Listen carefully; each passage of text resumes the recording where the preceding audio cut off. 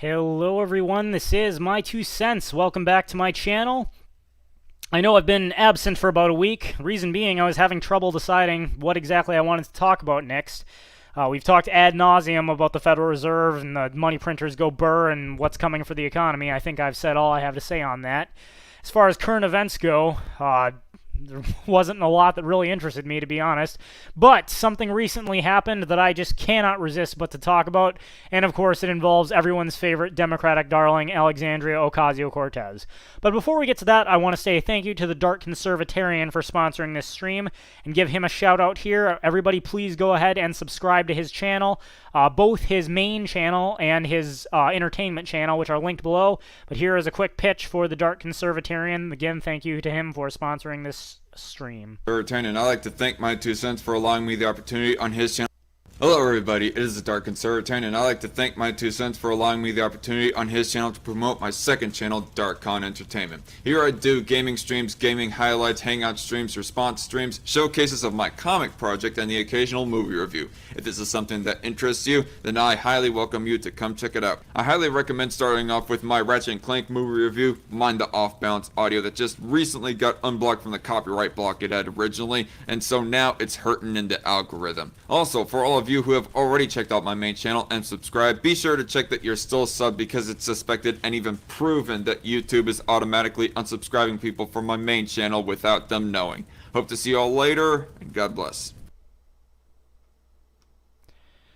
Alright, thank you again to the Dark Conservatarian for sponsoring this stream. Let's go ahead and get right to addressing Alexandria Ocasio-Cortez, and just give me a minute to get this particular article pulled up.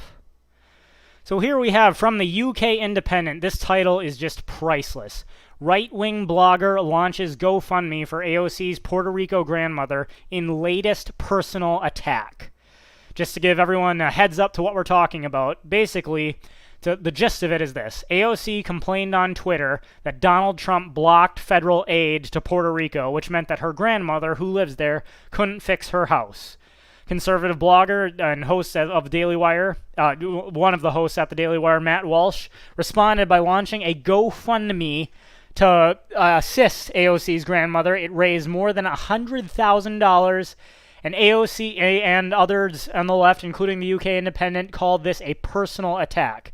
Now, there's a comment at the end of this article that says, appropriately, I really wish more people would attack me by donating $100,000. But let's go ahead and get into it. So, Matt Walsh, a blogger for the Daily Wire, has taken to trolling Congresswoman Alexandria Ocasio-Cortez by raising money for her grandmother's home in Puerto Rico. You know, gotta love how anytime you respond to something someone else said, if you're coming from a more conservative or libertarian perspective, you're automatically trolling. It couldn't be that you have legitimate things to point out. There's no such thing as constructive criticism. Just if you criticize, you are by definition trolling. Of course, if it goes the other way around, if AOC tries to criticize something anyone else says, be it Ted Cruz, Donald Trump, or anyone else, she's, raising legitimate points. But everybody who contradicts her, they're just trolling. The strange saga began when Ms. Ocasio-Cortez posted a message on Twitter criticizing the Trump administration for blocking relief money meant to help Puerto Ricans following Hurricane Maria in 2017. Sorry, I lost my spot there for a second.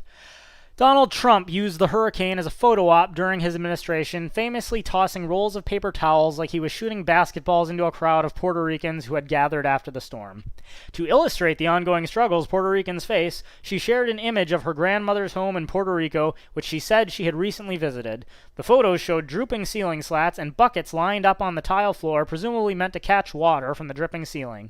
Ms. Ocasio-Cortez said that many Puerto Ricans were dealing with similar or worse situations, and noted that it was not only the Trump administration that dropped the ball, but also local policies and authorities in Puerto Rico. She also called for changes for changes to policies and audits of relief spending and for recovery funding to be sent to people in need. Okay, funny, isn't it, how governments of all levels, whether it's federal or local, drop the ball on any kind of charity? And the reason for that is that government is by definition a third-party buyer. They are spending other people's money on something they're not going to use. Now, if something breaks in your house and you go about to fix it yourself, you are always very careful to balance, what you choose to fix it with. There are expensive building materials, there are cheaper building materials, there are moderately priced building materials, and of course you, the homeowner, have to decide what you're willing to sacrifice to fix your house. You could buy very expensive materials and fix your house, and then maybe it'll be much more resistant to breaking in the future, but depending on what you make, how much money you have in savings, you may or may not decide that that's worthwhile. You might pick cheaper materials, which are more likely to break and won't protect your home in the long term, but based on what you have in savings or how much you make or what the risk of further damage is, you, the buyer, the first-party buyer, using your own money, are going to make those decisions. You got to decide what it's worth to you. On the other hand, if a private charity volunteers to fix your house, and it's someone else's money, they're making the decisions. You might be more willing to accept something cheaper because someone else is paying for it. If someone else is paying for it, you might be more grateful. But basically, whoever is spending the money has to decide what they're willing to pay based on how much valuable is to them. And beggars can't necessarily be choosers. If you are the person whose home was destroyed and you don't have the money to fix it yourself, well, you might be very grateful that someone else is willing to spend money, but if you don't have the money yourself, you got to take what you can get. And government, on the other hand, can steal money from the taxpayers.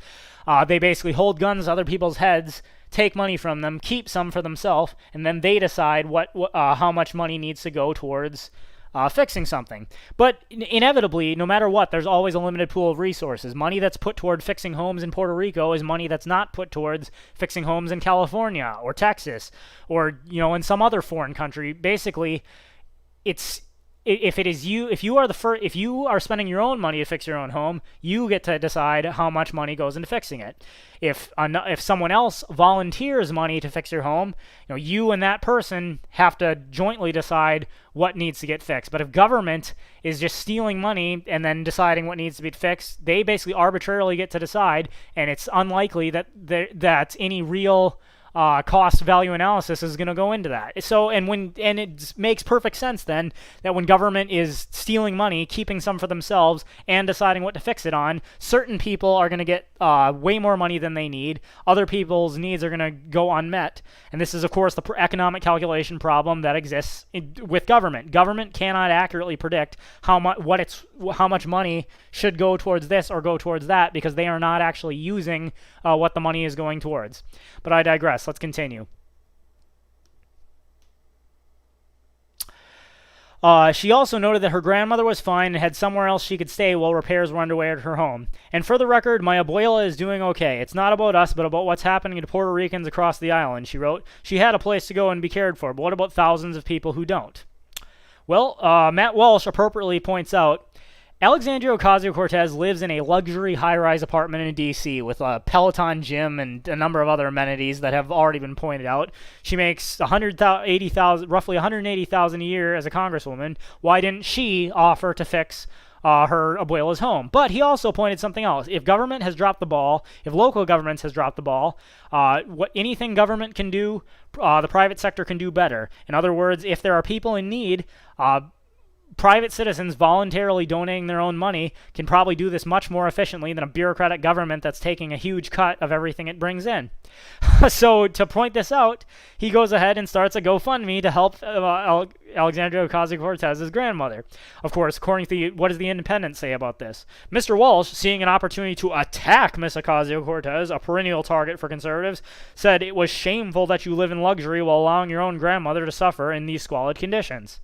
Okay, that's an attack. I mean, he's pointing out a fact. Ocasio-Cortez is extremely wealthy. Yet, why can't she fix her grandmother's home? Ms. Ocasio-Cortez fired back at the blogger, claiming that he could not possibly understand the relationship between her and her grandmother.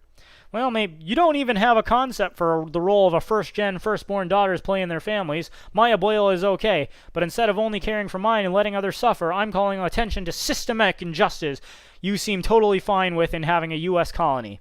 Okay, again, not your grandmother, somebody else. I mean, just why not some transparency, Miss AOC? How much money are you personally donating to assist these people? You're perfectly fine to spend everyone else's money, but have you donated any money yourself? So he's going to put his money where his mouth is and start a GoFundMe. In an attempt to shame Miss Ocasio-Cortez, Mr. Walsh then started a GoFundMe. Again, shame? I mean, maybe. I think it is shameful that you're wanting to spend other people's money is shameful. Donating your own money, that is praiseworthy. Holding guns to other people's heads, taking their money, keeping some for yourself, and then spending others money on others, that is what's shameful, and that's what government does. Points out Ben Shapiro donates some, and within a day, the fundraiser exceeds its goal of $50,000. Currently, as this article was written, it was at $60,000, but it actually reached more than $100,000 before it was shut down. And we'll continue. Hi, AOC. We are raising money to help your abuela. It's been inspiring to see the response so far. Can you send me a DM so I can get the necessary information to ensure that this money makes it to your grandmother? Thank you, he wrote on Twitter. Mr. Walsh is trolling, pointing out that the private sector can easily help people in these kind of situations and do it quicker and more efficiently than government, mind you. Even if it does help Miss Congresswoman's grandmother, blankets over the point Miss Ocasio-Cortez made concerning broader and more systemic issues keeping many residents of the island in similar or worse conditions. Unlike her grandmother, many of the affected in Puerto Rico do not have places where they can shelter while waiting for homes or repairs. Again, government is slow and inefficient at everything it does. It's by force taking other people's money. It has to pay its own employees, and then it has to decide what it's going to allocate its money towards. When you, the private citizen, donate money, you can decide what you think the best use of your money is by allocating it to the charity that you think will do the most good. And charities, if they want to be effective, are usually transparent. They have to publish how much money they bring in, what their overhead costs are, and how much of their money is actually going towards helping people. Now, government does not have to do so. If you consider how much money government is spending on Ponzi schemes like Social Security and Medicare compared to actually getting money into the hands of helping people, I imagine it's quite abysmal compared to private charities. But I love this first comment down here by a user by the name of Kavan. I wish someone would personally attack me with $100,000. Yeah, darn right. Yet, imagine what actually ended up happening. Ocasio-Cortez's family apparently stated that they are not going to take the money. It later came out that GoFundMe would be shutting down the page because the money is not going to whom it was raised for, and they would not be accepting it. This is a personal attack. AOC will not accept private charity going towards her grandmother. It is only useful if government takes the money by force and redistributes it as they see fit, all the while keeping some for themselves. And I'm going to take a shot in the dark and say it's a much larger cut that they're keeping for themselves than would be a private charity that is required to publish how much money it is spending on overhead. And this is not at all unusual for AOC. In fact, she has, in the past, I know I've mentioned on previous streams, where she's attacked wealthy individuals who donate to private charity and say, that's not even a minuscule amount of the money you make. Just pay your taxes. She would rather government steal money by force and allocate it to what they see fit. And that's just the thing. Does government really decide what is worthwhile to spend money on? There is never enough of any resource to satisfy everyone's needs entirely. Money that is spent helping people in Puerto Rico is money that is not spent helping people in Mexico or in California or in Africa or in Europe. Wherever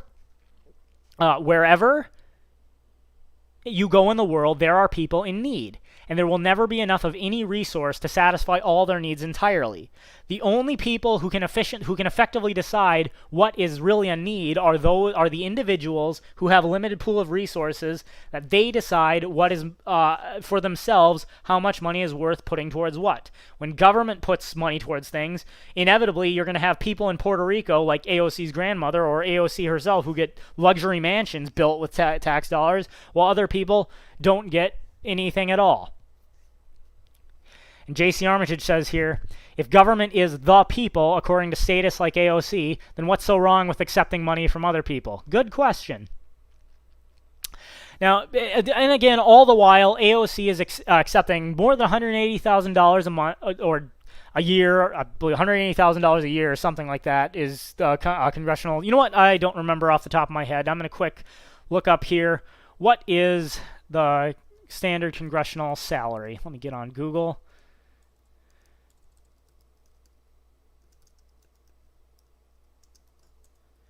In 2021, yeah, roughly $174,000 per year, according to is the first thing that comes up on Google. So she's making a six-figure salary. She lives in a high-rise DC apartment with all kinds of amenities. She's living large compared to some of the people she claims to represent. How come it's okay for AOC to have more money than those people? I thought wealth inequality is evil. It's evil for men like Jeff Bezos to have so much money, but for other people to have less. Well, of course, this is subjective because it's okay, in AOC's mind, it's okay for her to have more money than everyone else. It's just not okay to have a certain amount of money. But as Murray Rothbard famously said, if wealth inequality is itself an evil, then there is no reason to acquiesce to any degree of it, no matter how minimal. Which is why, if you adopt the socialist mindset, which is that it is actually evil for some people to have more money than others, then no matter how much wealth you redistribute, there will always be others complaining, demanding that it be redistributed until everyone has the same, which of course destroys any incentive for the people who are actually creating value in the economy to keep creating it, which is why socialist countries end up stricken with poverty, except mysteriously the people at the top always manage to have enough. People like AOC. So in the words of the illustrious Hall & Oates, AOC, you're a rich girl, and you're going too far, 'cause you know it don't matter anyway. You can rely on the taxpayer money, you can rely on the taxpayer money. It's a bitch, girl, and it's going too far, 'cause you know it don't matter anyway.